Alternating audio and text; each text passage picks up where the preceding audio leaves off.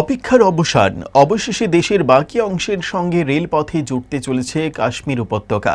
সব ঠিক থাকলে আগামী 19শে এপ্রিল প্রধানমন্ত্রী নরেন্দ্র মোদী কাটোরা থেকে শ্রীনগর পর্যন্ত রেলপথের সূচনা করবেন। কাটোরা থেকে শ্রীনগর পর্যন্ত প্রথম ট্রেনটি হতে চলেছে বিশেষ Vande Bharat express. Bullet train বন্দে ভারতের মতোই কাশ্মীরের রেলপথের বিস্তারও প্রধানমন্ত্রী নরেন্দ্র মোদীর মনের কাছাকাছি থাকা অন্যতম প্রকল্প। গত বছরের শেষ দিকে হয়ে গিয়েছে কাটোরা থেকে শ্রীনগর পর্যন্ত রেলপথ বিস্তার, বিভিন্ন টার্নেল এবং সবথেকে গুরুত্বপূর্ণ চিনাব ব্রিজের কাজ।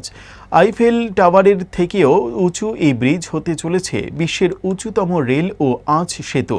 শুরুতে ঠিক ছিল সুপ্রিম কোর্টের নির্দেশে গত বছর সেপ্টেম্বরে জম্মু কাশ্মীরের বিধানসভা নির্বাচনের আগেই হয়ে যাবে বিশ্বের উঁচুতম রেল ব্রিজ চিনাবের উদ্বোধন, যার সঙ্গে ভারতের রেল মানচিত্রে জুড়ে যাবে কাশ্মীরও। প্রধানমন্ত্রীর ইচ্ছা থাকলেও সেই সময়ের মধ্যে কাজ শেষ করে উঠতে পারেনি রেল।